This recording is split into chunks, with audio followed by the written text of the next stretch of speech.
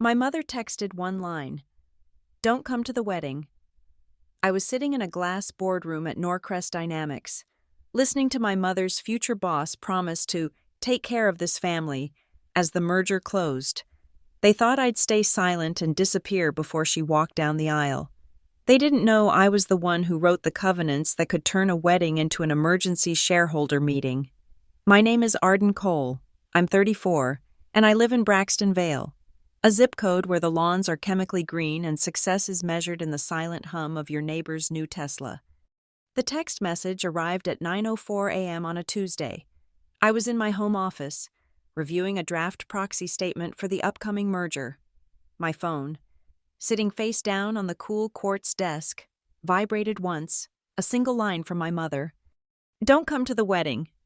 It was followed by the polite, slightly smiling emoji she uses for everything, from canceling lunch to announcing a distant cousin's death.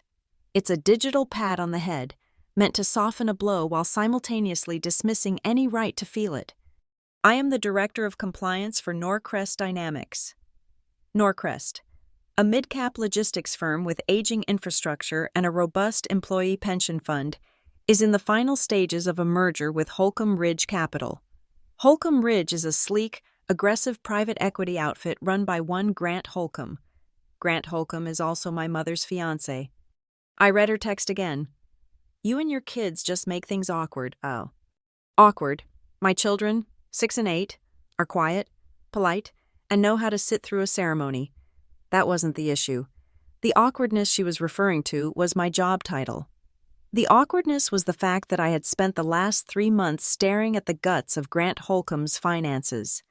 The awkwardness was the $4.2 million shortfall in the Norcrest Pension Fund, a fund Grant had already been given administrative access to as a sign of pre-merger good faith. My mother wasn't afraid I'd spill wine on the bride's table. She was afraid I'd stand up during the vows and ask about the illegal transfers to an offshore shell company.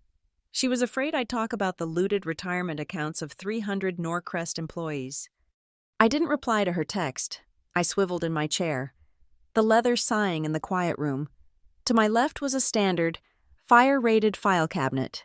It's a prop, mostly. It holds printer paper and old HR manuals. The real files are elsewhere. I placed my thumb on a small biometric scanner built into my desk drawer. A soft click, and the false bottom of the drawer released. Inside, nestled next to my personal incorporation documents, was a matte black, shock-resistant hard drive, a Samsung T7, encrypted, of course. I plugged it into the dedicated hub, no cloud. This drive never touched a networked system. On the screen, a single folder appeared, protected by a 42-character password. I typed it. The drive contained a meticulous architecture of a crime. It wasn't just messy spreadsheets. It was a work of art. I had wire transfer receipts from Holcomb Ridge to a Shell LLC named Everlyn Crest Holdings. I had the incorporation papers for Everlyn Crest, listing a registered agent in Delaware who didn't exist. I had the bank statements for Everlyn Crest, showing payments out, labeled as consulting fees, to my mother's designated charity, the Gilded Perennial Fund.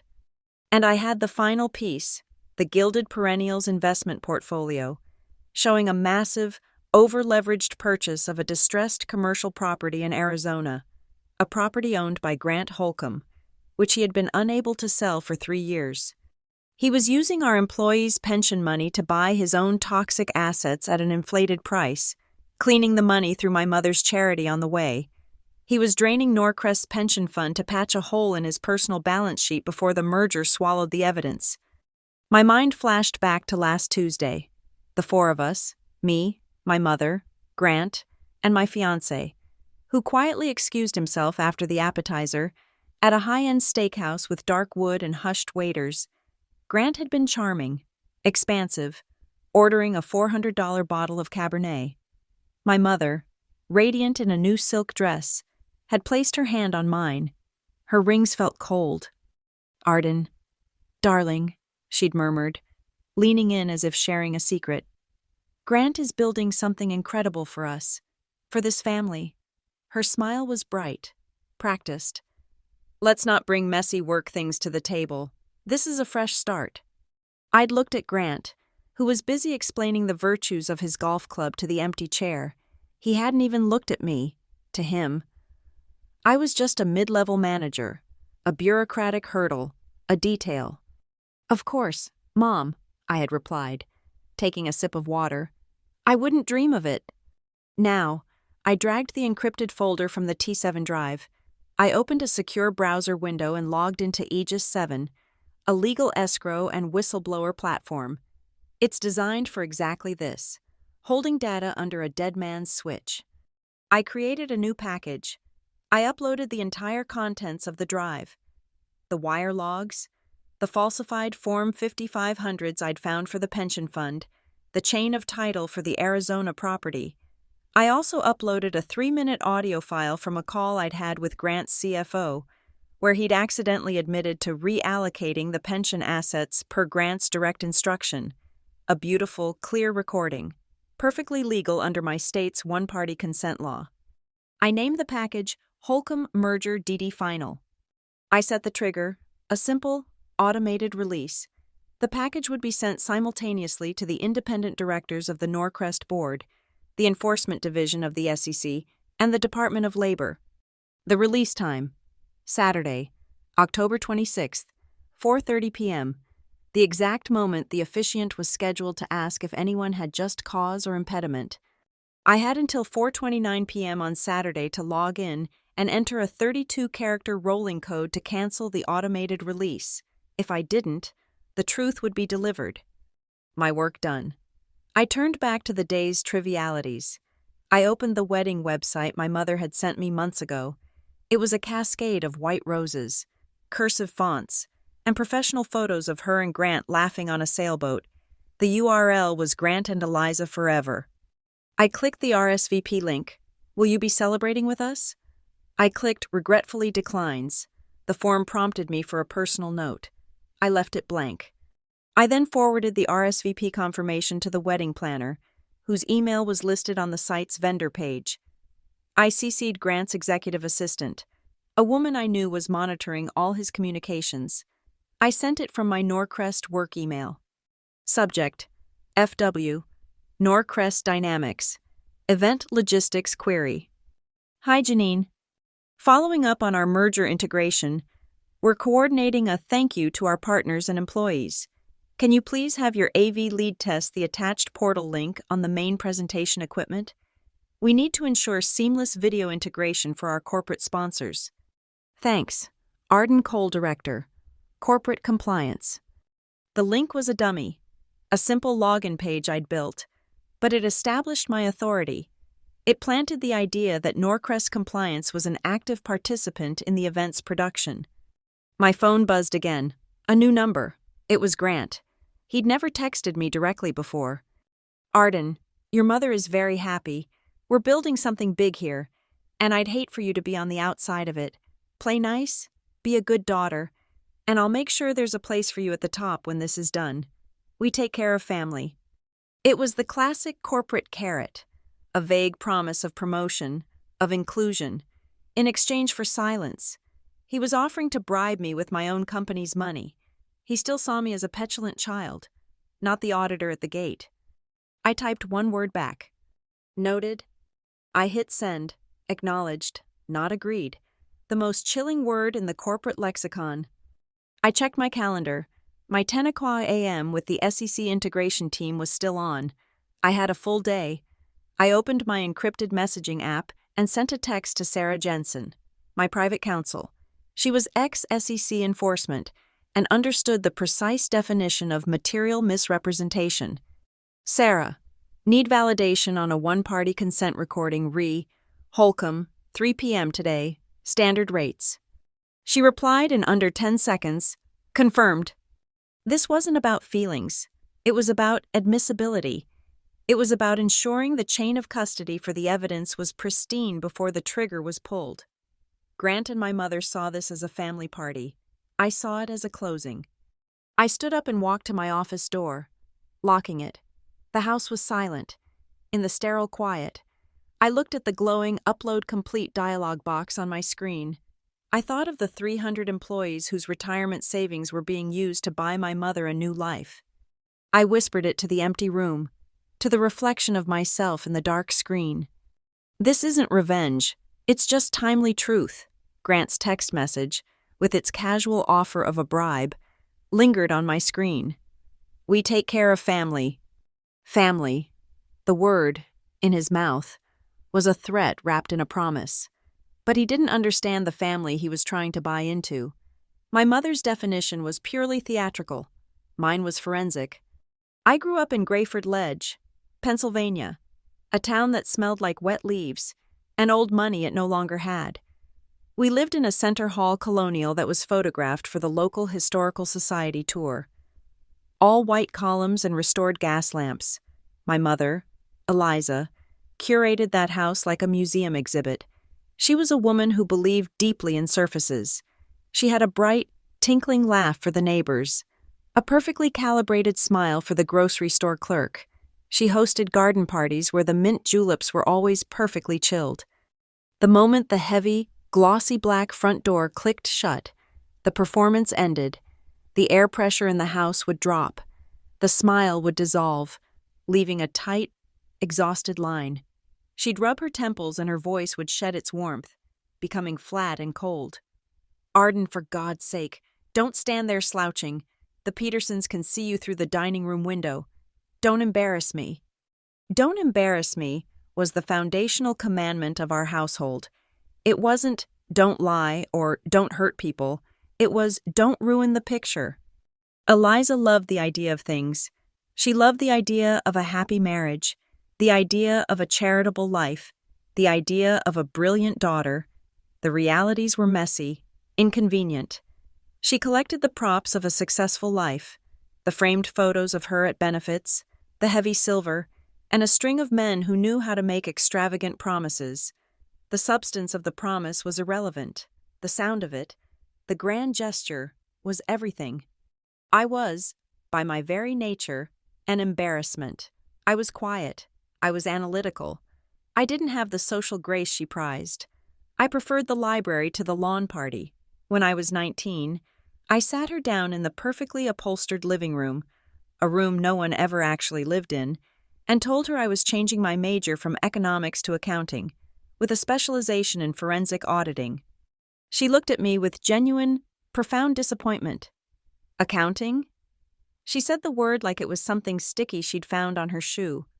"Arden, that's such a gloomy job. It's a basement job. All those numbers, what will I tell people?" "You'll tell them I'm an accountant," I said.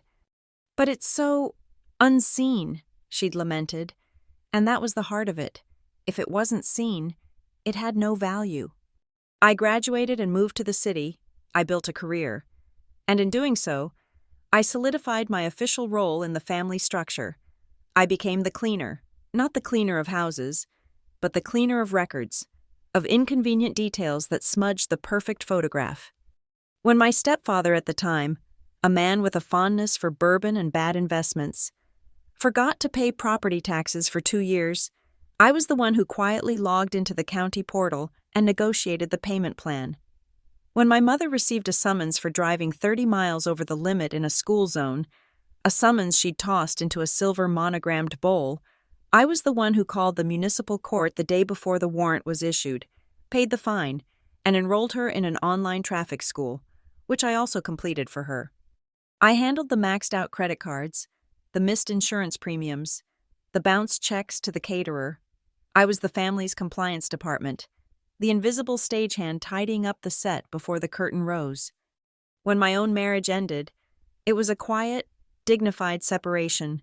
No drama, no slammed doors, just 2 adults who had become very good partners but were no longer in love. I moved into my own place in Braxton Vale. A week later, a ridiculously large bouquet of white lilies arrived. The scent was suffocating. "I'm allergic to lilies." The card, written in the florist's looping script, read, "Dearest Amanda, so sorry to hear your news. Keep your chin up. Love, Mom." My name is not Amanda. My son's name, listed on the card as Jason, it's Jacob, was also wrong. She had performed the gesture. She had called the florist and checked "support grieving daughter" off her list. The details, my name, my son's name, my allergies, were just gloomy paperwork. I put the flowers and the card directly into the dumpster. Then, 18 months ago, Grant Holcomb entered the scene. It was at my mother's signature event, the annual fundraiser for the Gilded Perennial Fund, her vanity charity. I was there out of obligation, standing near the back bar, nursing a club soda. Grant made his entrance late. He was all charisma and teeth, radiating the confidence of a man who has never waited in a line. He commanded the room. He grabbed the microphone, pledged $50,000, and delivered a 5-minute impromptu speech about community and building a future. He laughed at precisely the right moments during my mother's reply. He was a professional. He was the performance artist she had been waiting for her entire life. From that night on, everything was Grant. Grant was building a legacy. Grant was securing our future. Grant was giving her a fresh start. And I, with my gloomy job at Norcrest Dynamics, the company Grant was suddenly targeting for acquisition, became the single greatest threat to her narrative. The first time I saw the preliminary term sheet for the merger, I saw the flaws. The valuation of Holcomb Ridge was inflated, based on speculative assets. The debt load he planned to place on Norcrest was catastrophic. I brought it up to my mother over lunch. "I'm concerned about this deal. Mom, his numbers don't add up." Her smile became a thin white line. She put her fork down. "Arden," she said, her voice a low, urgent whisper, do not ruin this for me. He is a good man, and he is making everything wonderful. This is my new beginning. Don't ruin the mood." Ruin the mood was, "Don't embarrass me," upgraded for the boardroom. It was the family motto. But they had made a critical, arrogant mistake. In the script of my mother's grand wedding, I was cast as the awkward, bitter, divorced daughter, the gloomy auditor who lived in the basement of the world. I was the ghost at the feast, the invisible stagehand. And here's the lesson that has saved my life and my career. The people who consider you invisible never build a defense against you. They don't encrypt their files properly. They don't shred their notes. They hold loud, incriminating conversations in glass offices, believing you are just part of the furniture. They don't imagine, for 1 second, that the gloomy accountant is cross-referencing their expense reports with their personal travel schedule. They don't believe the stagehand is reading the blueprints for the theater or knows the location of every single fuse box. So, I saved everything. I am, by nature, a collector of inconvenient truths. I had been watching Grant long before the merger. I had watched him use the Gilded Perennial Fund as a pass-through. And now, I had the wedding files. They were sloppy. Grant was so confident in his control of Norcrest, his control of the board, and his control of my mother, that he didn't even bother to hide the tracks. The wedding, this grand performance of a fresh start, was the linchpin. I held the master vendor contract. I cross-referenced the line items with the PR and marketing budget for the Holcomb-Norcrest merger. There it was, an $85,000 payment to the wedding florist. L'Orangerie Designs was booked as merger event, stakeholder relations. A $120,000 charge for lighting and sound from the event company was coded as Q4 Corporate Communications. He wasn't just using the pension fund to buy his own toxic assets. He was using the merger itself to pay for his wedding. The performance was being funded by the crime. I looked at the framed photo on my desk. It's of my 2 children, Jacob and Clara, at the state park, covered in mud and laughing. They are real. They are not performance. My mother's text had said we would make things awkward. A theatrical family is only strong as long as the audience agrees to believe the illusion. It functions only when no one turns on the house lights, when no one points out that the glittering jewels are just glass. I was no longer just the stagehand. I was the lighting director, and my hand was on the main breaker. The battlefield wasn't a ballroom. It was a balance sheet. The merger between Norcrest Dynamics and Holcomb Ridge Capital was, on paper, a standard strategic acquisition. In reality, it was a heist, and my office was the vault. To get the deal done, we needed a shareholder vote. To get the vote, we had to file a Form S-4 and a definitive proxy statement with the SEC. These documents are a company's confession. They require a full, audited disclosure of all material facts, all leadership changes, all significant debt, and most critically, a certified attestation of the health and integrity of our employee pension fund. Grant was counting on no one looking. I was counting on everyone being legally required to. The pension fund was the target. It was overfunded by about $10 million. A rarity. A pot of gold at the end of a logistical rainbow. Grant saw it as his personal slush fund. I found the first transaction 2 months ago, buried in a subledger under Q3 operational adjustments, a $4.2 million line item, coded as a consulting fee, paid out to Everlyn Crest Holdings. Everlyn Crest. Holdings didn't exist, not in any meaningful way. It was a Delaware shell company, registered to a post office box in Wilmington. My compliance software flagged it, but it had been manually overridden by someone in Grant's new integration team. I dug deeper, off-network, using public records. The money didn't stay at Everlyn Crest for more than an hour. It moved, minus a small transaction fee, directly into the account of the Gilded Perennial Fund, my mother's charity. From there, the trail was almost comical in its arrogance. A week later, the Gilded Perennial Fund executed a single investment, the $4.15 million purchase of a failed, half-built commercial property in Scottsdale, Arizona. I ran the title search. The owner of the property, who had just been paid $4.15 million in cash for a worthless lot, a separate LLC, Holcomb AZ Investments, with a single managing member, Grant Holcomb. He was using our employees' retirement money to bail out his own bad investments, laundering it through my mother's vanity project. It was clean, it was simple, and it was devastatingly illegal. I took the finding to David Chen, our chief legal officer. David is a man who wears expensive, non-prescription glasses to look more authoritative and believes his entire job is to de-risk a conversation. We had a 5-minute video call where I shared my screen, showing him the simple, damning flowchart of the money. He sighed, rubbing the bridge of his nose. "Arden," he said, his voice the tired, placating tone of a man trying to talk a jumper off a ledge. "This is complex, and the timing is terrible. We're days from the final proxy announcement. The press releases are drafted. David, it's not complex. It's wire fraud.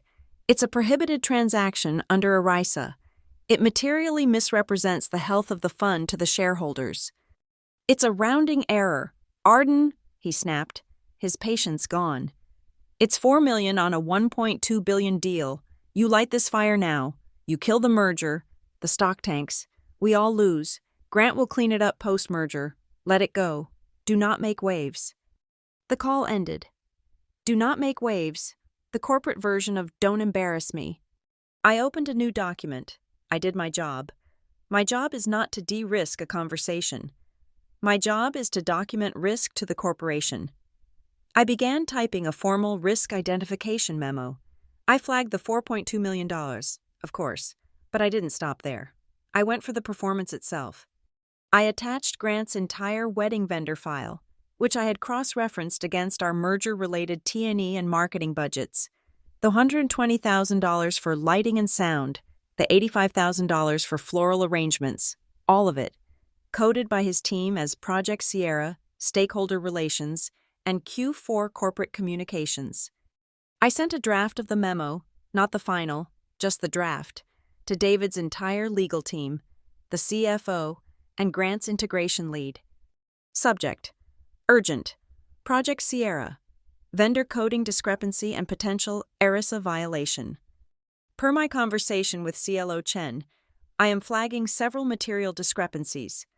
I require additional documentation justifying the business purpose of the attached invoices from L'Orangerie Designs and Starlight Event Productions, currently coded to the merger marketing budget. It was a tactical strike, I wasn't accusing. I was querying. I was creating a formal, discoverable paper trail. The legal department couldn't ignore a written memo. The response, when it came, was not from a lawyer. It was from a junior assistant on Grant's team, forwarding an email from the wedding planner. "Hi, Arden," it began, dripping with the false cheer of a 23-year-old. "Thanks for flagging this. Grant is so excited to showcase the new Holcomb-Norcrest partnership. We're actually already planning to run a thank you to our sponsors video loop during the reception to honor our partners. We'll just add the Norcrest logo to that." They thought I was asking to be included. They thought I wanted credit. I smiled at my screen. This was the opening. They had just confirmed they were running video and that they had a sponsor category. I replied all, "Thank you. That's a wonderful start. However, to ensure Norcrest's full support and to highlight our new joint commitment to transparency and governance, Norcrest Dynamics will officially sponsor the full AV and lighting suite for the entire event. This will streamline costs and ensure a seamless brand presentation. Attached is our standard in-kind sponsorship addendum. Please have Mr. Holcomb sign and return by EOD so we can release the funds and coordinate with your AV lead on our content. We look forward to a successful event." I had drafted the addendum myself. It was one page, mostly boilerplate, except for one clause, buried in the deliverables section. As consideration for this in-kind sponsorship, the event host, Holcomb, agrees to broadcast 1 mandatory, 3-minute ESG, environmental, social, and governance, commitment video, provided by Norcrest Compliance. At the precise commencement of the main ceremony, said video must be triggered by the first chime of the 4:00 p.m. bell, prior to the formal processional, and cannot be interrupted, as per Norcrest's corporate sponsorship guidelines. Grant's assistant, no doubt thrilled at moving $120,000 of wedding debt off Grant's books and onto Norcrest's, had him sign it within the hour. The signed PDF landed in my inbox, a legal binding contract. He saw ESG, Norcrest, and sponsorship. He thought it was PR. He thought it was a fluffy, toothless video about recycling. He didn't know that governance, in my world, meant pension fund theft. He had just contractually agreed to let me broadcast his crimes at his own wedding. My next move was external. I forwarded the signed contract and my original risk memo to Mark Riley, our lead partner at PwC, the third-party firm that audited our books. Subject: critical, Q4, adjustment, Project Sierra. Hi, Mark. Flagging 2 time-sensitive items for our Q4 reconciliation. I've uncovered vendor coding discrepancies tied to the merger that have material impact. I've also just secured a contractual obligation for a public ESG disclosure that will require an immediate adjustment to our forward-looking statements. I need to book an urgent adjustment and reconciliation call to review these items live. My only availability is a 30-minute window this Saturday, starting at 4:25 p.m. sharp. Please accept this calendar invitation. This is critical for our Sarbanes-Oxley compliance. I hit send, scheduling the meeting for 5 minutes before the data was set to drop. Mark was legally bound to attend a meeting about SOX compliance. He would be on a live, recorded Teams call with me when the Aegis 7 platform sent him the link. He would be a live witness. I leaned back. The trap was set. The legal framework was built. My Slack icon blinked. It was a colleague from marketing. "Hey, Arden. Big weekend, huh? You going to the big boss's wedding?" I looked at the message for a long moment. Then I moved my cursor, clicked the add reaction button, and selected the party popper emoji. I didn't type a single word. My final act of the day was to open my personal document folder. I found the letter I had drafted 2 weeks ago. It was formal, addressed to the independent directors of the Norcrest Board of Directors. It cited, by statute, my rights and protections under the Sarbanes-Oxley Act of 2002 and the Dodd-Frank Act. It formally identified me as a whistleblower, outlined the ERISA violations, the wire fraud, and the material misrepresentations in the pending S4 filing. I printed one hard copy, I folded it crisply into thirds, and slid it into the zippered inner pocket of my black leather laptop bag. right next to my T7 hard drive. It was my shield, not revenge, just compliance. The signed sponsorship addendum was the legal key, but the lock was still complex.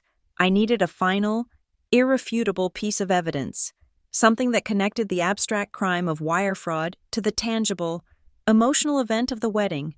I needed to prove that the money stolen from our employees wasn't just sitting in an account. It was actively being spent on the flowers, the food, and the dress.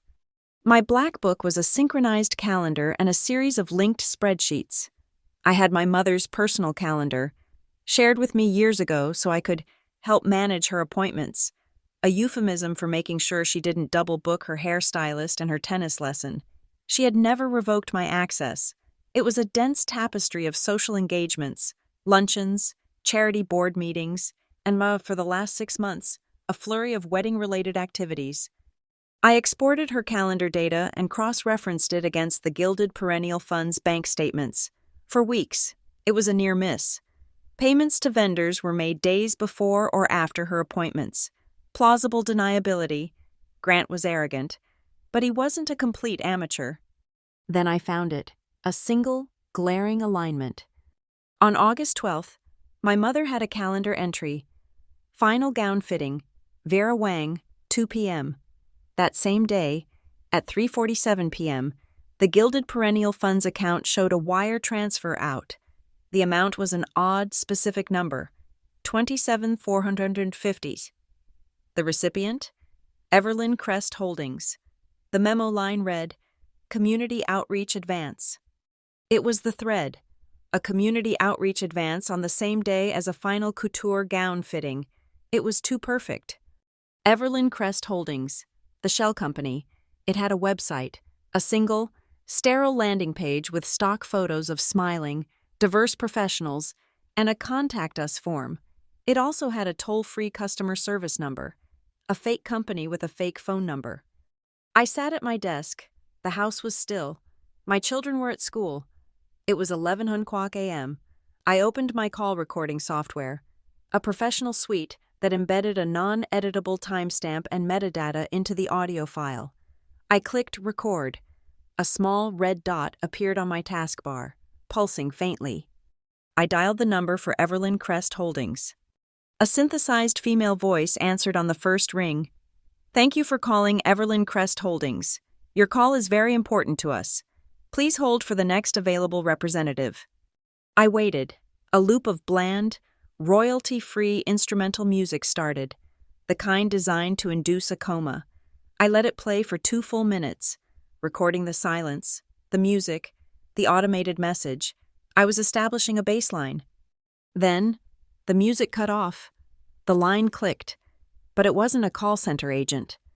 Grant Holcomb's office. This is Amelia. I recognized her voice instantly. Amelia Tran, Grant's executive assistant, a sharp, ruthlessly efficient woman in her late 20s. The number for the shell company, the entity receiving millions in stolen pension funds, forwarded directly to the desk of his personal assistant. The arrogance was breathtaking. He hadn't even bothered to pay for a separate answering service. My heart rate didn't change. My breathing remained steady. I pitched my voice to be polite, slightly confused, and burdened with bureaucracy. Hi, Amelia. This is Arden Cole from the Norcrest Compliance Department. I hope you can help me. I'm reconciling a payment and it's been flagged in our system. I just need to verify the service code for a transaction. Norcrest? There was a slight pause. She was searching her memory, her files. Okay, what's the transaction number? I read it to her, slowly, deliberately. EC-477B, 9er-GPF-81225. I was reading the internal code from the Gilded Perennial's wire transfer, a code that could only have come from their system. I heard the frantic clicking of a keyboard on her end. She was out of her depth.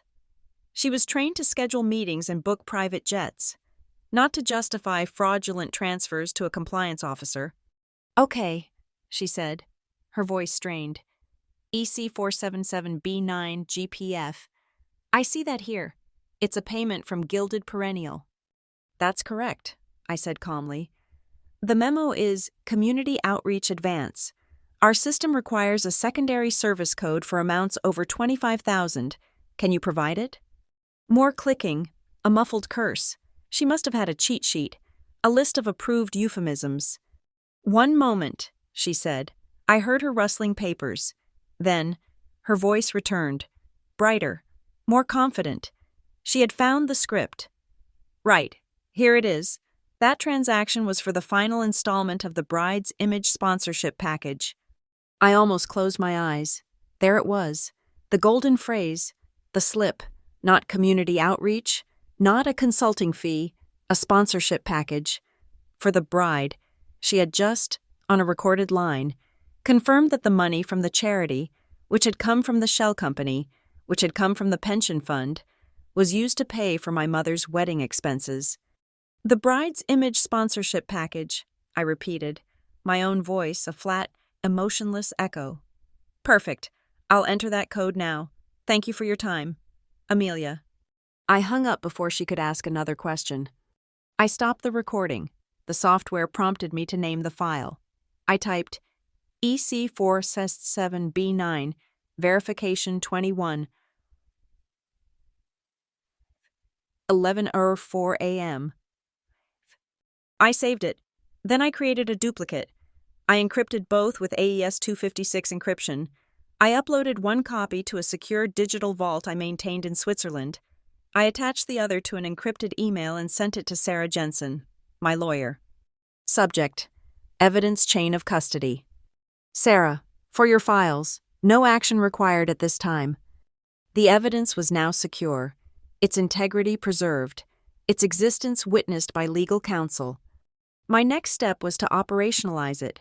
I logged into the portal for Starlight Event Productions, the wedding planner's company. My Norcrest sponsorship had given me administrative-level access to the content management section. Their system was a simple, drag-and-drop timeline for the day of the event. I saw their scheduled video, Sponsor Thank You Loop V4 Final, MP4. It was set to play during the cocktail hour. I didn't touch it. Instead, I went to the 4:00 p.m. slot. Right before the bridal processional, it was marked with a simple icon of a musical note. I clicked it. A box appeared. Insert Media Element. I created a new element, a single, static PowerPoint slide. It was designed in Norcrest's official corporate template, blue and gray header, our logo in the corner. It looked profoundly, soul-crushingly boring, the kind of slide people ignore in a meeting.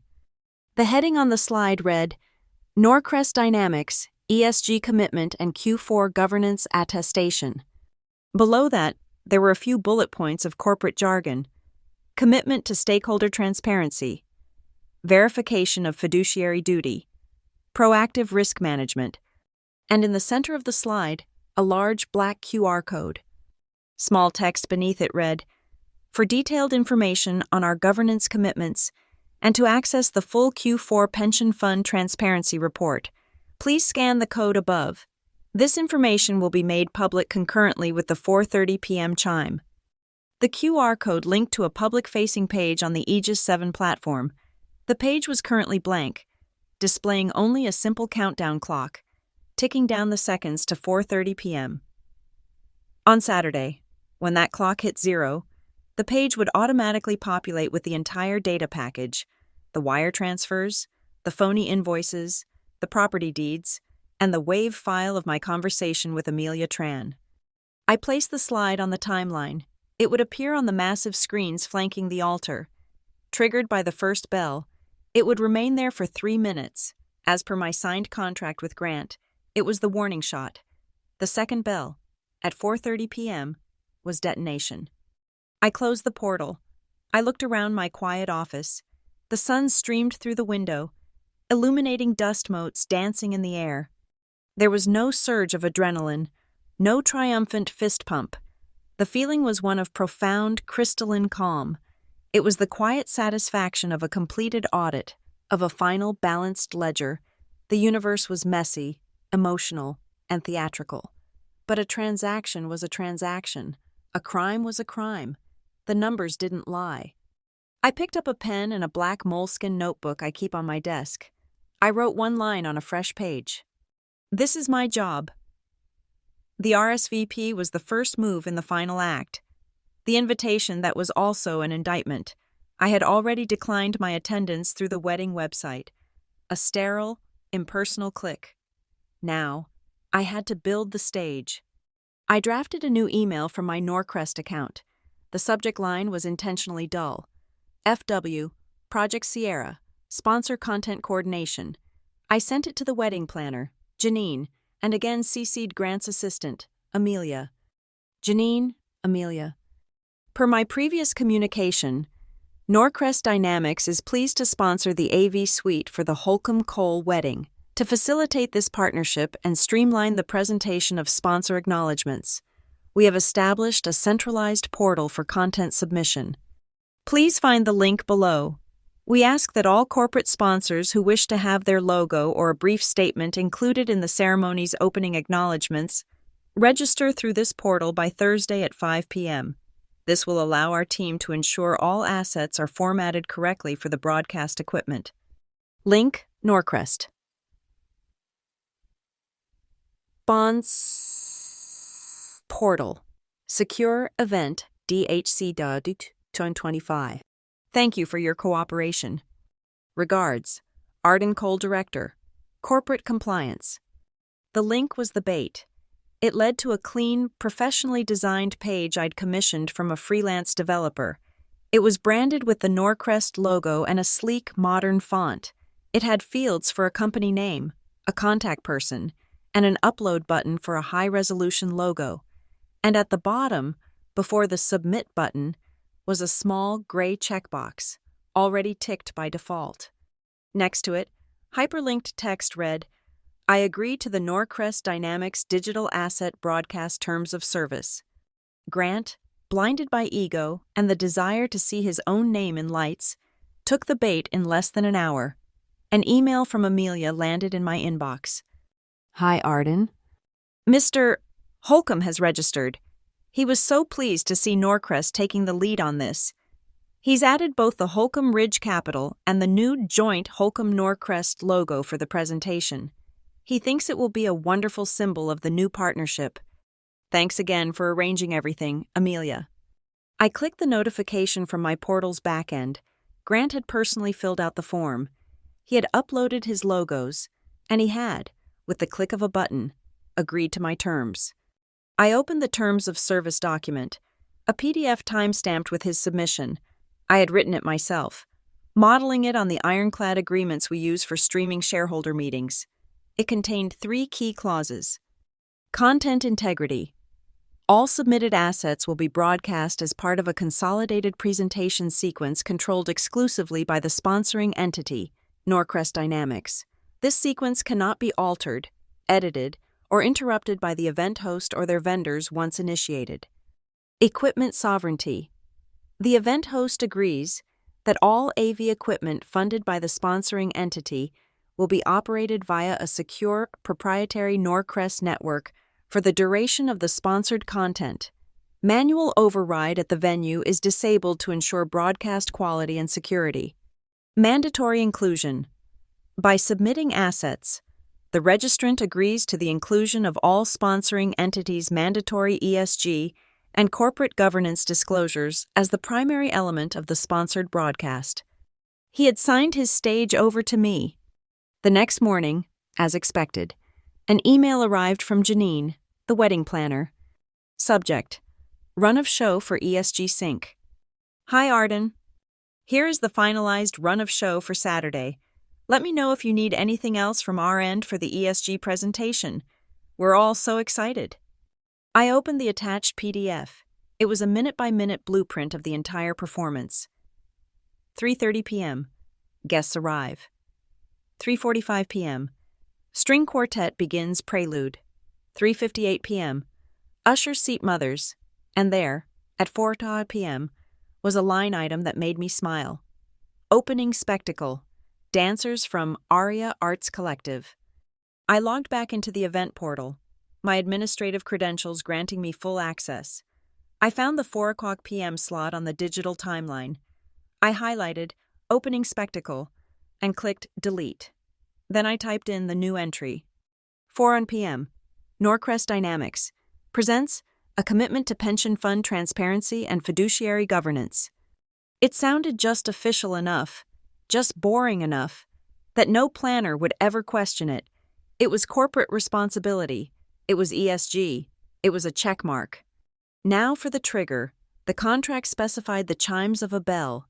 I couldn't leave that to chance. The church might run late. The string quartet might play an extra bar. I needed a timekeeper who worked for me. I made a phone call to a small, local ensemble. The Braxton Bell Ringers, a group of classically trained percussionists. I spoke to their director. I have an unusual request, I said. It's for a corporate event. I don't need a performance. I need precision. I need 2 distinct, single chimes from a concert bell. One at precisely 1600 hours, the second at precisely 1630 hours. You'll be set up discreetly to the side of the main altar. You will be paid $5,000. There was a pause. That's it? He asked. 2 chimes? That's it, I confirmed. Your contract will stipulate a $1,000 penalty for every second of deviation from the target times. He agreed. They were now my clock. Thursday afternoon, 48 hours before the ceremony, I sent my final email to the Starlight Event Productions AV team. Subject: Mandatory. Norcrest. Content Activation Protocol. HCW 2025. AV team. This is a final reminder regarding the Norcrest-sponsored ESG broadcast on Saturday, as this broadcast contains proprietary, time-sensitive corporate information. It is subject to our IT security protocols. The content sequence will be pushed to your system from our secure server at 3:55 p.m. It will require a one-time activation code to run. This code is system-generated and will be enabled remotely from my end. Critical. Once activated, the sequence is locked. Do not attempt to pause, stop, or alter the broadcast. Our system will interpret any manual override attempt as a security breach, and it will disable the feed permanently. This is a standard security feature. Please confirm receipt. Arden Cole. I was framing my control as a feature, a layer of professional security. They replied within minutes, thanking me for the clear instructions. The final piece of the mechanism was the Aegis 7 platform. The countdown clock on the public landing page was already running. I logged into my private dashboard. I reviewed the package. Holcomb Merger DD Final. Everything was there. I moved my cursor to the final confirmation button. A dialog box appeared. Arm release trigger. For Saturday, October 26th, 4:30 p.m. Est. Once armed, this action cannot be undone.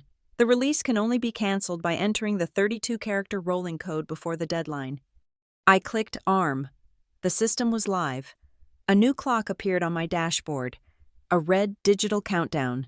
It was my dead man's switch. My insurance.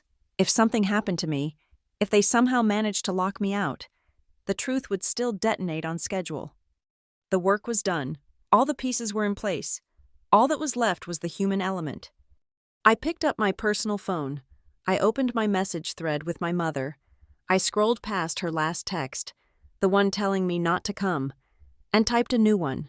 I kept it simple, clean, and devastatingly polite. Mom, I know I can't be there, but I wanted to wish you a lifetime of happiness. All the best for tomorrow. I hit send. For 10 minutes, there was nothing. I imagined her in a flurry of last-minute preparations, surrounded by flowers and sycophants. Then, my phone buzzed. It wasn't a text. It was a picture. My mother, standing in her bridal suite, in her Vera Wang gown. It was a masterpiece of lace and silk. She looked beautiful, radiant, and completely unaware. The photo was followed by a single line of text. Thank you, dear. It's going to be a perfect day. Please don't make it difficult. Don't make it difficult. The family motto. The final dismissal. I looked at the picture of the dress paid for with the retirement funds of mechanics and warehouse workers. I looked at her smiling face, a smile bought with fraud. I held my finger on the power button of my phone. I turned off notifications.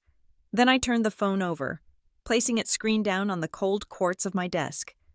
The stage was set, the audience was arriving, and the actors had no idea what play they were in. The quiet of Friday evening descended on Braxton Vale. A soft, persistent rain began to fall, streaking the dark windows of my office, blurring the perfectly manicured streetscape into a watercolor of gray and green. The house was settled. The kids were asleep. The machinery I had set in motion was humming silently, waiting for its appointed hour. This was the final night of due diligence.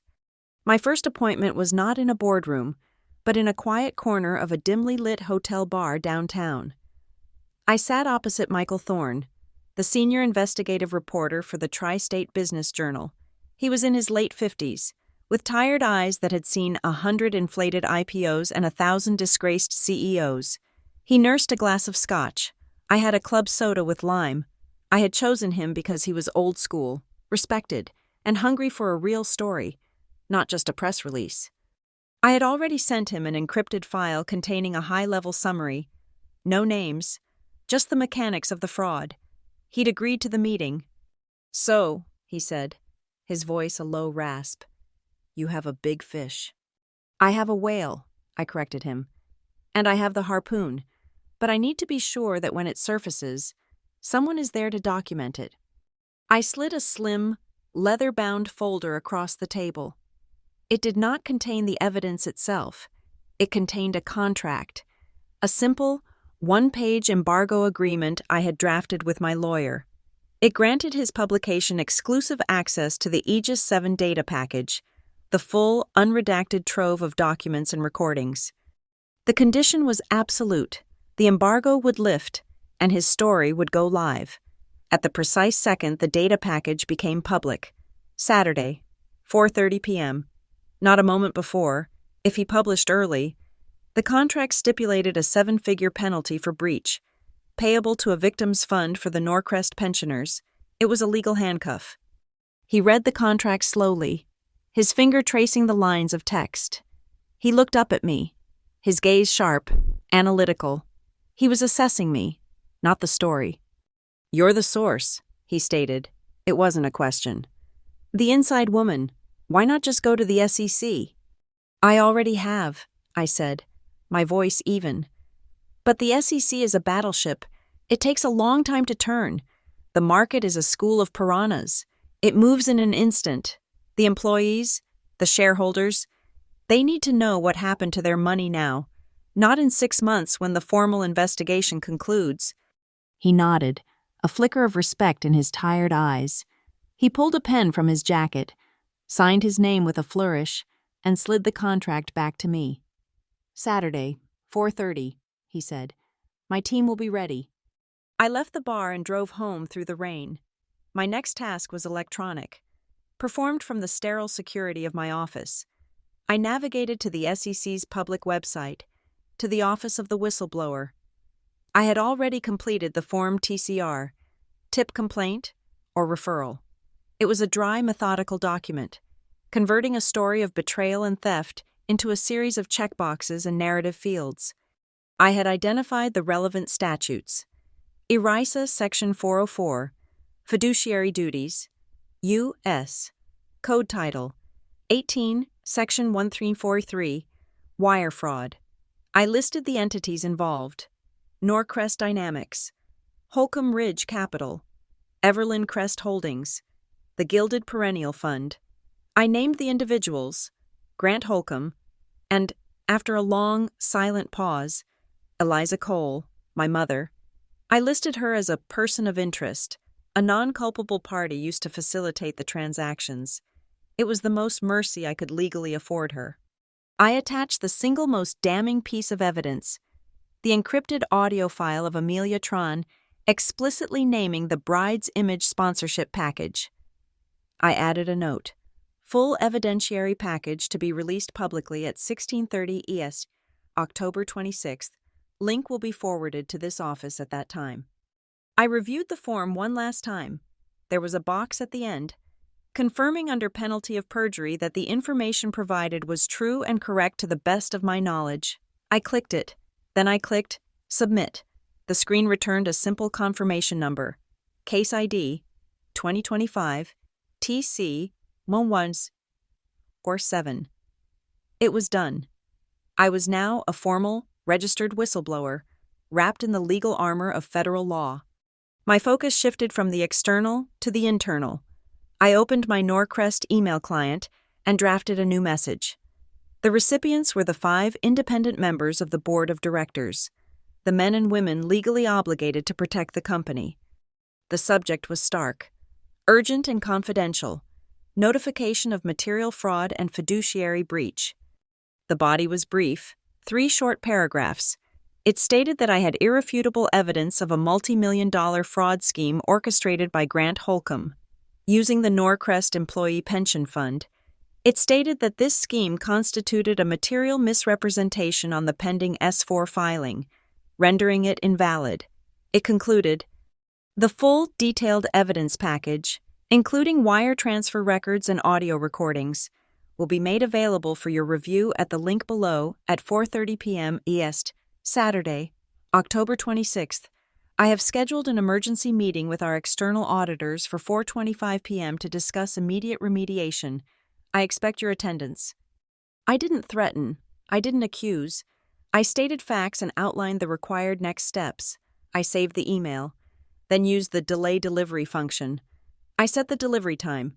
Saturday, 4:30:05 p.m., 5 seconds after the bell. But the board was only one audience. There was another, more important one. I opened a simple Word document. The letterhead was plain. The font was a simple, clear Times New Roman. The salutation was, Dear Norcrest colleague. In plain, simple language, I explained what had happened. I didn't use jargon like ERISA or fiduciary. I wrote, for the past several months, funds from our collective pension plan have been illegally used by Grant Holcomb to finance his personal business dealings. This was done without the knowledge or approval of the Norcrest board. I explained that I had uncovered the activity and had taken steps to report it to the authorities.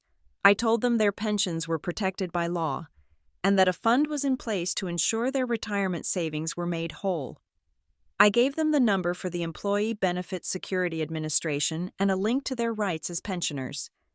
I signed it simply, Arden Cole, Director of Compliance, and a fellow Norcrest employee. I printed 300 copies. The hum of the printer was a steady, rhythmic counterpoint to the rain outside. I stacked the letters neatly, a solid, tangible block of truth. I would have them delivered to the mailroom on Monday morning. I was not just blowing up the crime. I was controlling the narrative of its aftermath. The last of the work was done. I shut down my work computer and went upstairs.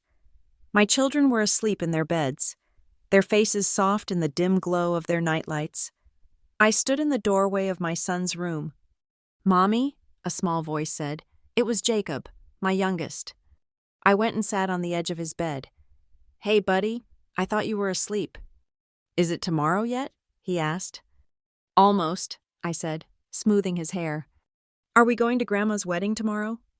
I looked at his trusting face, and for the first time that night, I felt a pang, not of anger, but of a deep, hollow sadness.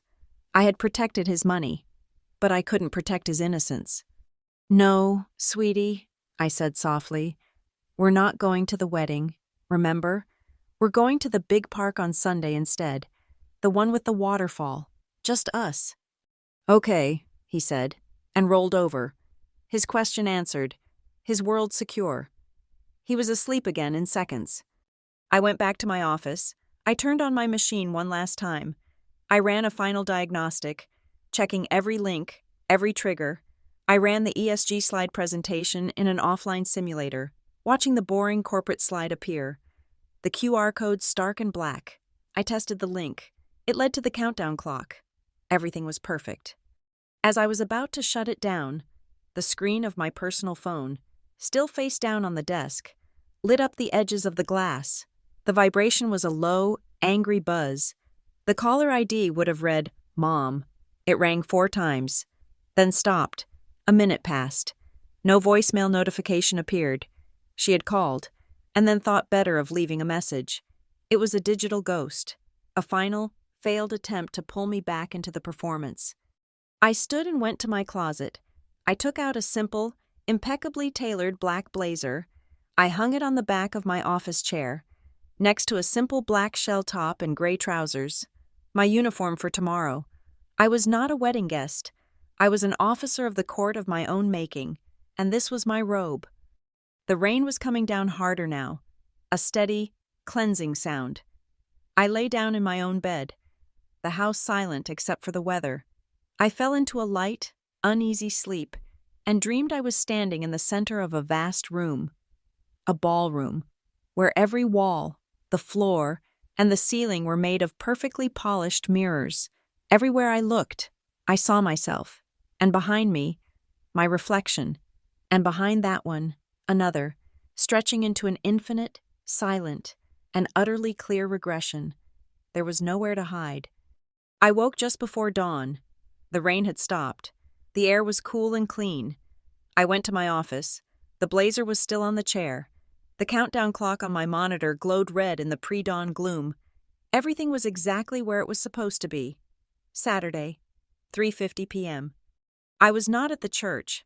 I was in booth 14 at a perk-up coffee shop on the other side of the river, a location chosen for its anonymity and its free, mediocre Wi-Fi. The air smelled of burnt espresso and steam wand hiss. A barista with neon pink hair was loudly recounting her weekend plans. At the table next to mine, 2 students were highlighting textbooks, oblivious. It was a pocket of absolute, profound banality. It was the perfect observation post. I was dressed in the black blazer and gray trousers. My laptop was plugged into the wall outlet, its power brick warm against my leg. My setup was simple. One browser window open to the Starlight Event Productions public livestream. URL watch Grant and Eliza.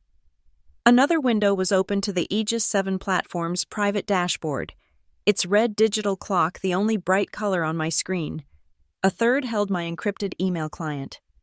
The live stream feed flickered, the pixels dissolving into momentary static as the Wi-Fi buckled, then resolved. It made the scene feel distant, unreal, like watching a memory. The camera was positioned high in the choir loft, giving me a god's eye view of the entire performance. The pews were packed, a sea of silk, tuxedos, and calculated smiles. I recognized faces from Norcrest, from Holcomb Ridge, from the city's social register. I saw Robert Massey and Julia Pham, 2 of Norcrest's independent directors, sitting in the 3rd row. They looked serene, expectant. They were here as guests, friends of the new power couple, unaware they were about to be witnesses in a federal complaint. The clock on my laptop clicked to 3:58 p.m., the string quartet, which had been playing something light and Vivaldi-esque, faded into silence. A pressurized hush fell over the digital feed. The massive, carved oak doors at the back of the church swung open, a perfectly timed theatrical beat. And there she was, my mother, Eliza Cole, bathed in a shaft of golden, theatrical light, designed to look like the afternoon sun, but which I knew came from a gelled spotlight on the balcony. The Vera Wang gown, the one paid for by a community outreach advance, was a masterpiece, a cloud of lace and silk that radiated innocence. She held the arm of a distant uncle, a man I hadn't seen in a decade, his purpose reduced to prop. Her smile was brilliant. It was the one she reserved for photographers, for major donors, for the moments that would be memorialized. It was a smile of pure, unadulterated triumph. She had secured her fresh start. She had won. The camera panned to the altar. Grant was waiting. He was beaming, his silver hair perfectly coiffed. He radiated a benevolent, patriarchal power. He watched her approach, his expression one of proprietary pride. He was a man admiring his most beautiful and most recent acquisition. The scene was flawless. It was a painting. As my mother reached the front pew, the officiant, a tall man whose resonant voice was already captured perfectly by the microphones, stepped forward and raised his hands. "Welcome," he boomed.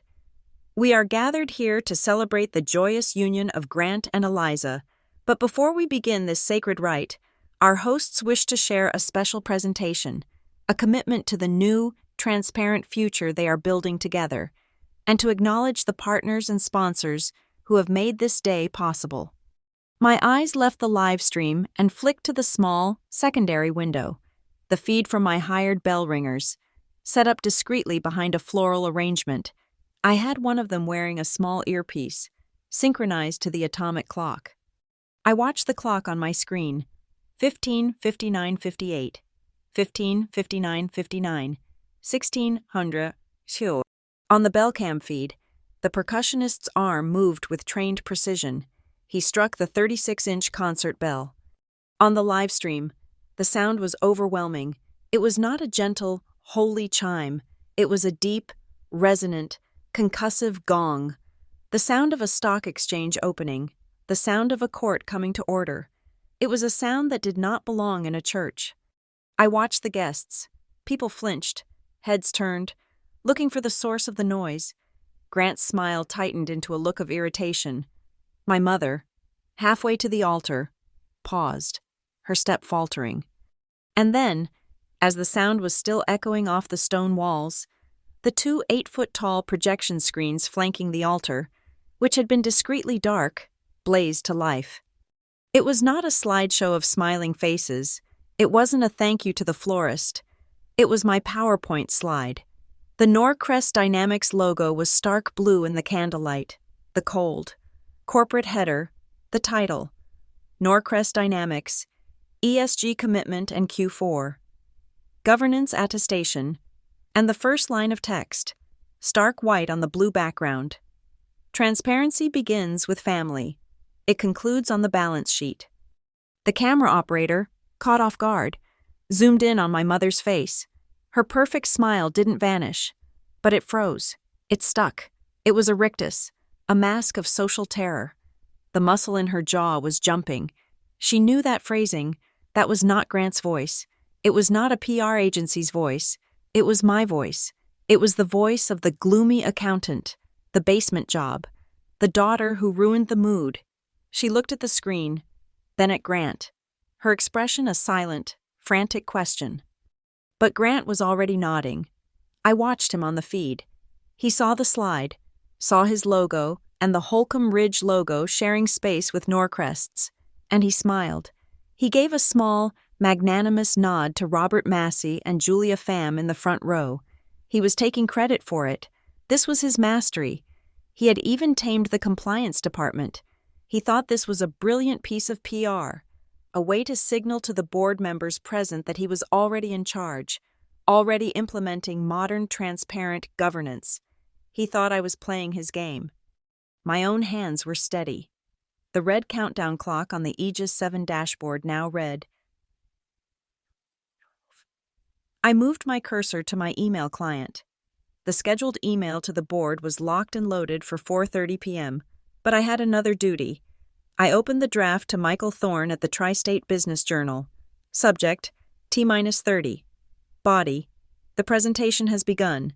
His signature is on the contract. The QR code is live.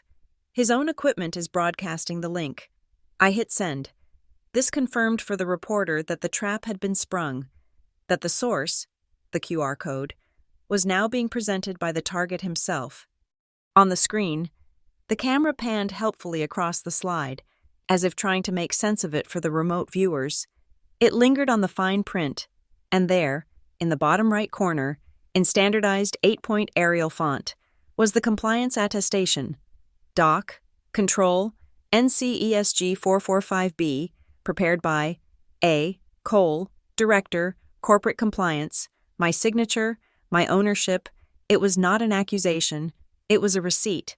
The slide itself was a masterpiece of corporate obfuscation. It was so dense with jargon. Proactive fiduciary verification. Stakeholder transparency protocols. Alignment with Sarbanes-Oxley governance standards. That it was designed to be ignored. It was camouflage.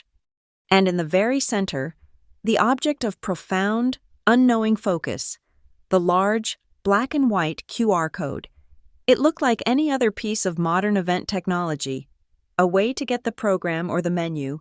In the pews, people were starting to pull out their phones. A few, no doubt, were scanning it out of sheer boredom. What they were seeing was not the data. Not yet. They were seeing the Aegis 7 public landing page, with the simple, stark message: the Norcrest Holcomb Q4 Pension Transparency Report will be made public at 16:30 Hontaco Estans, and beneath it, the clock. The guests were now, one by one, looking up from their phones with confused expressions. A low murmur began to spread through the church. This was not part of the performance they had expected. My mother had reached the altar. She was standing beside Grant, her hand in his, but her eyes were fixed on the screen, her face pale beneath the veil. No one in that room, not my mother, not Grant, not the board members, knew what was happening. They were all trapped. They were my captive audience. They were staring at the trigger, politely waiting for the bomb, which I had placed directly in the bridegroom's hand, to finally explode. The countdown clock on my screen read 002804. The countdown clock on my private dashboard was a glowing red artery in the dim light of the coffee shop. 58. On the live stream, the scene was frozen in a state of suspended disbelief. The officiant stood with his mouth slightly open, his script forgotten. Grant was whispering urgently to my mother, his charming smile gone, replaced by a mask of cold fury. The guests were no longer looking at the bride and groom.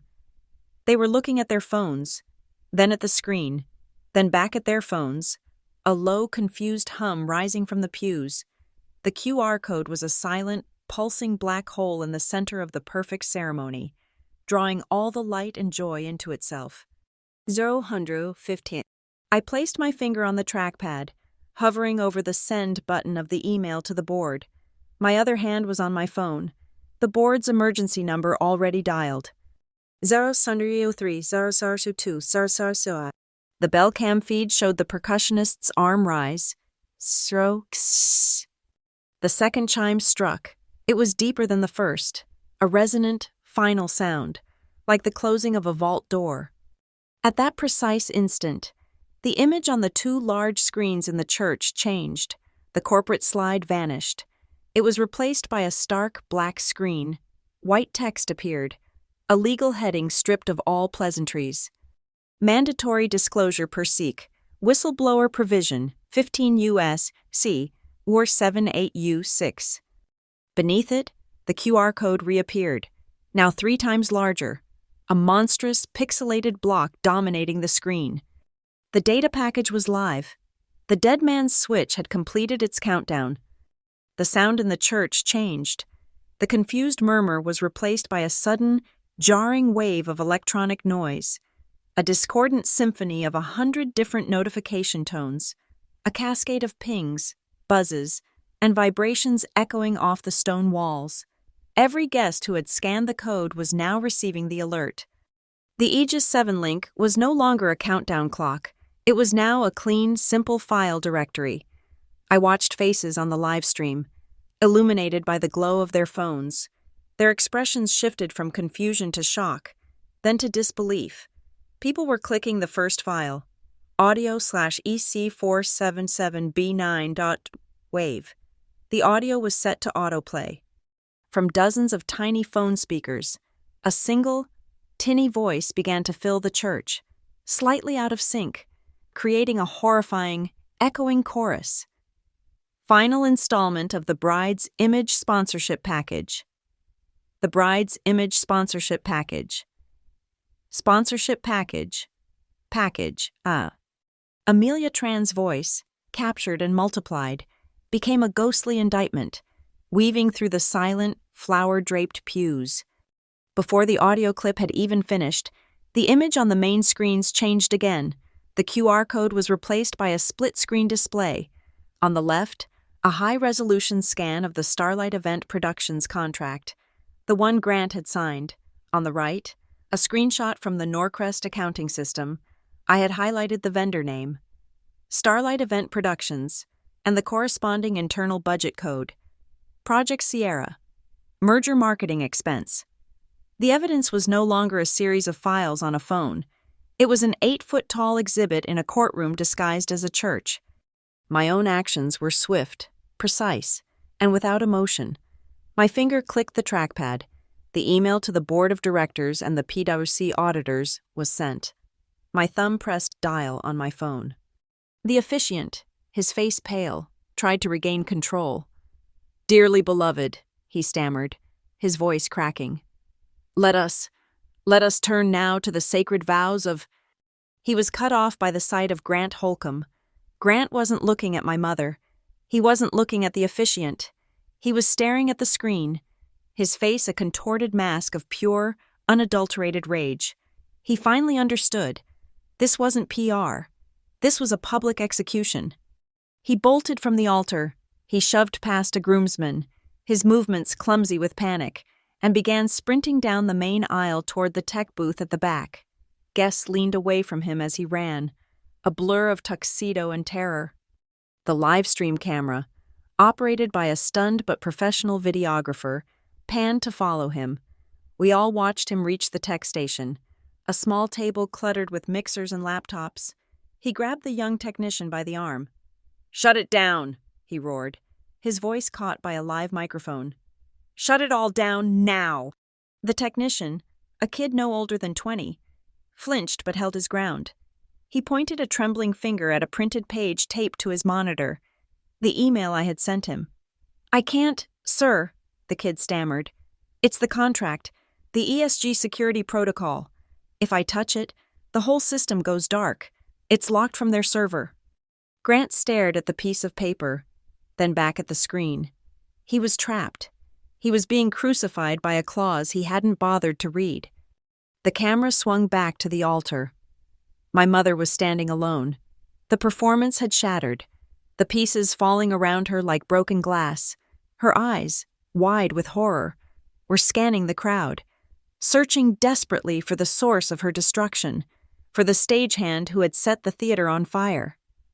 She was looking for me, and in that moment, captured in high definition, the world watched her realize the final, coldest truth. I wasn't there. This wasn't a confrontation.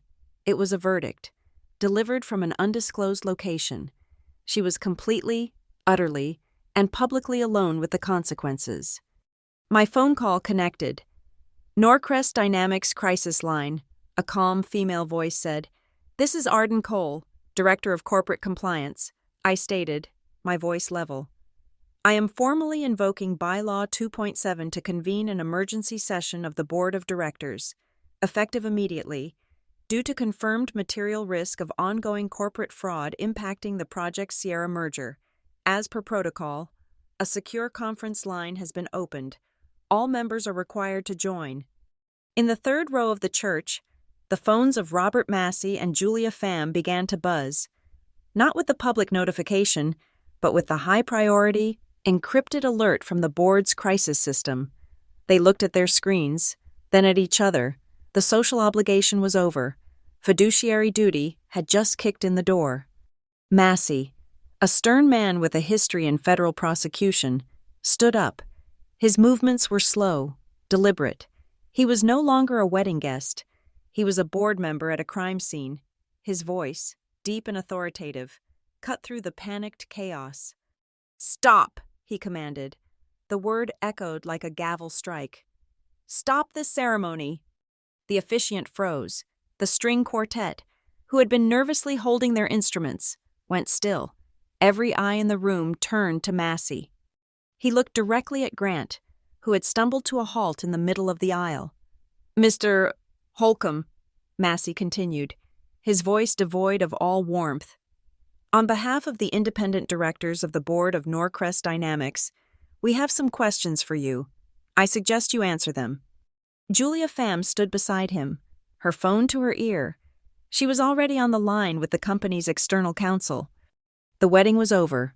The performance had ended. The air, which moments before had been filled with the scent of lilies and the promise of champagne, now smelled of ozone and litigation.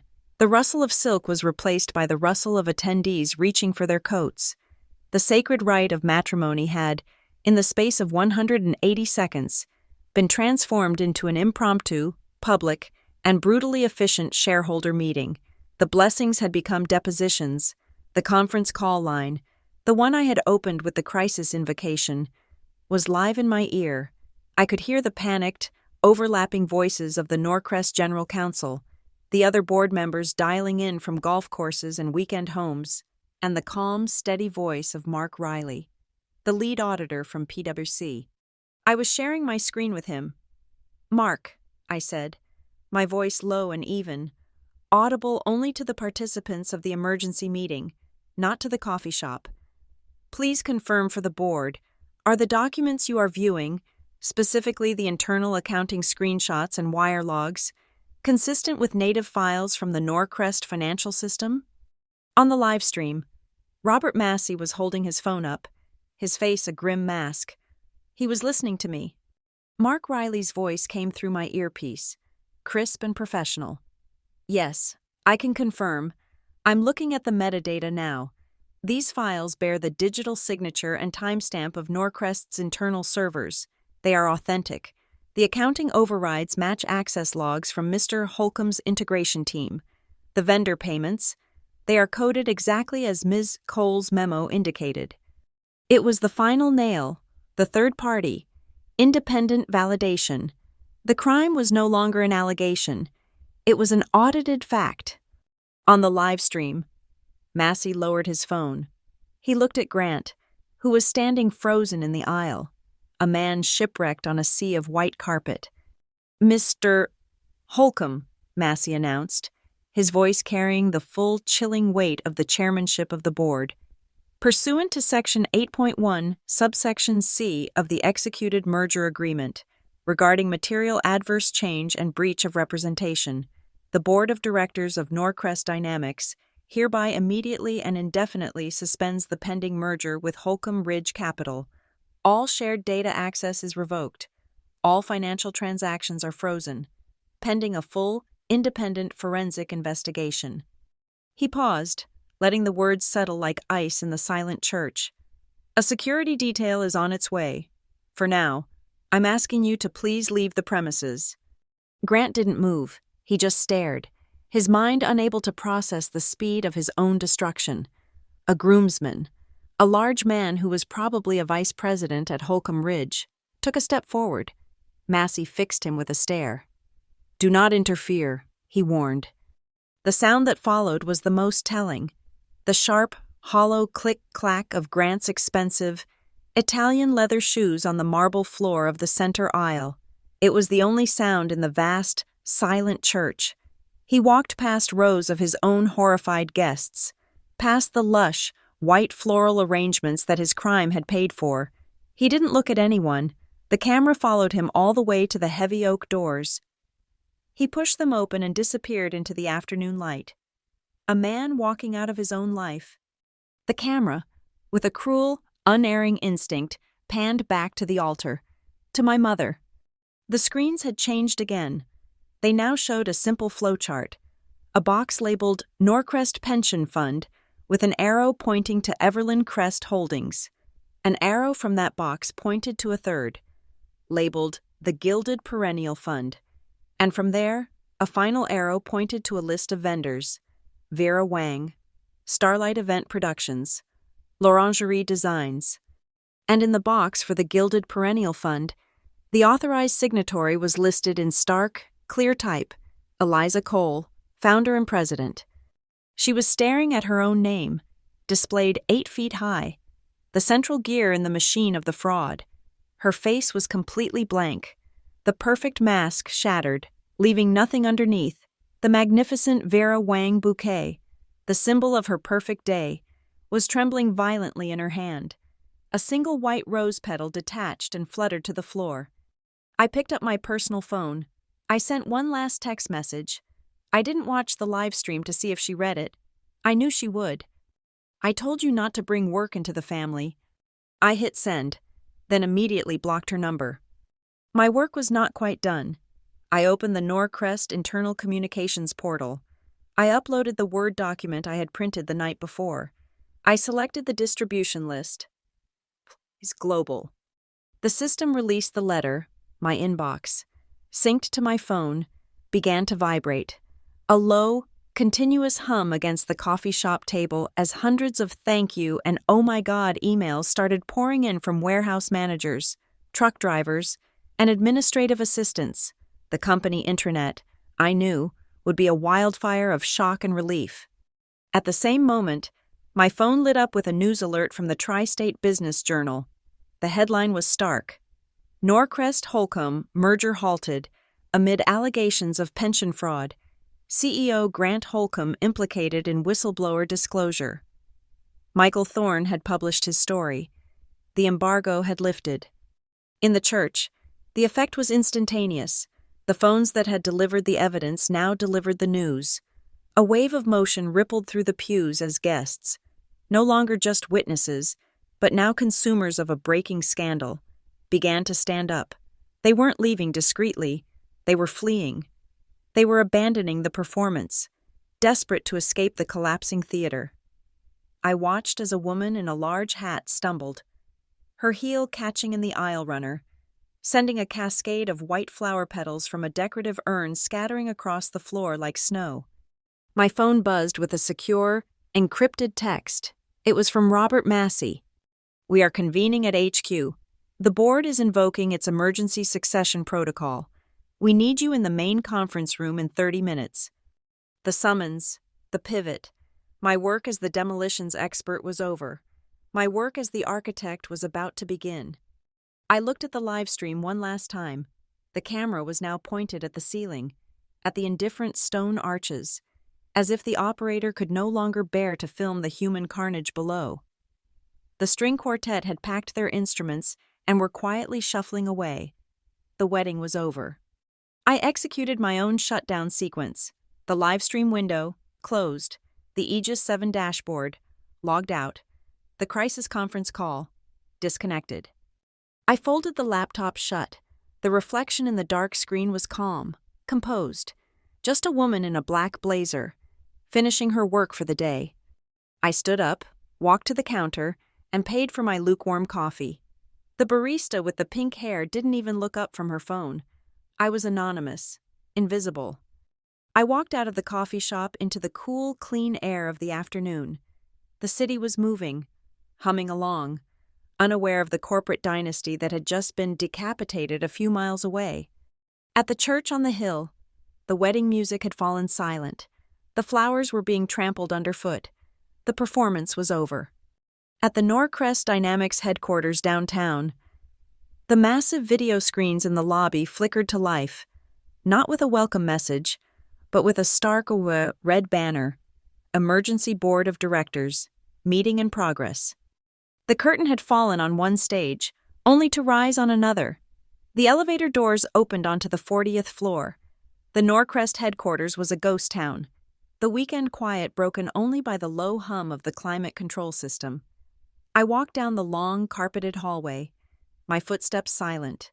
The main conference room, a glass box suspended over the city, was lit from within, a beacon in the twilight. The faces of the board members were already on the massive screen, a grid of grim, worried expressions dialing in from their homes and vacation spots. Robert Massey and Julia Pham were there in person, sitting at the long, polished mahogany table. They looked exhausted, as if they had aged 5 years in the last hour. They both stood up as I entered. There was no greeting, just a shared, sober acknowledgement. I didn't take a seat. I walked to the head of the table. The chairman's traditional position. I placed my laptop on the polished surface. I took off my black blazer, folded it neatly, and draped it over the back of the high-backed leather chair. An act of settling in, an act of ownership. I opened my laptop, the screen mirroring onto the main display. The document that appeared was the first draft of the board meeting minutes, which I had been typing in the taxi on the way over. The heading was clear. Emergency Session of the Board of Directors. Norcrest Dynamics. Date, October 26, 2025. Subject, potential material fraud and immediate suspension of Holcomb Ridge capital merger. The screen displayed the motions, clean and orderly, a stark contrast to the chaos I had just unleashed. Motion to indefinitely suspend all activities related to the acquisition of Norcrest Dynamics by Holcomb Ridge Capital. Carried. Motion to engage independent external counsel to conduct a full forensic investigation into the activities of Grant Holcomb and all related entities. Carried. Motion to formally activate full protections for the SEC whistleblower. Case ID 2025 TC 1147, and to ensure full cooperation with all federal inquiries. Carried. The clock on the wall displayed the time in digital red numerals. 5:15 p.m. The wedding reception should have been starting, the first dance, the champagne toast. Here, in this silent, cold room, it was the hour of the vote. I looked at the faces on the screen and in the room. They were waiting for me. I had created this crisis. Now they were looking to me to solve it. I spoke one short, declarative sentence. My voice, in the silent room, was clear and steady. Let's begin. I sat down in the chairman's seat. My reflection swam on the surface of the dark, polished table, and in the vast glass wall that overlooked the city. The woman looking back at me was not a daughter, not a guest, not a ghost at the feast. Her face was calm, illuminated by the cold, white light of the documents on the screen. It was the face of a compliance director doing her job. My eyes drifted to the street below. A large white sanitation truck was parked outside the church on the hill. I could see two men in bright orange vests, moving with the brusque efficiency of a cleanup crew. They were hauling the massive, beautiful, and fantastically expensive floral arrangements from the church entrance, the cascading roses, the pristine lilies, and tossing them into the gaping, grinding maw of the truck. The performance was being struck from the stage, the props unceremoniously trashed. My personal phone, which I had placed face down on the table, buzzed once, a single, angry vibration. Against my better judgment, I picked it up, a text message, from my mother. 3 words. Why, Arden? It was the question of an actress who cannot comprehend why the audience is booing. It was the last, desperate attempt to make it personal, to drag me back into the family drama, back onto her stage. I looked at the 3 words on the screen. Then, I pressed the power button, and the screen went black. I placed the phone back on the table, its dark screen a small, black mirror. I picked up the heavy, corporate fountain pen that sat in a silver holder on the desk. Robert Massey pushed a single piece of paper toward me. It was the signed, consolidated resolution from the board. It just needed a final signature for the official record, the signature of the officer who had brought the matter to the board's attention. I uncapped the pen. The nib scratched faintly against the heavy paper as I signed my name. Arden Cole. It was a clean, legible, and final stroke. I did not attend a wedding. I was chairing a meeting. Thank you so much for listening to my story. Please comment below and let me know where you're listening from. I'd love to connect and hear your thoughts. If you enjoyed this, please consider subscribing to the channel and liking the video. And for extra support, hitting that hype button really helps this story get heard by more people.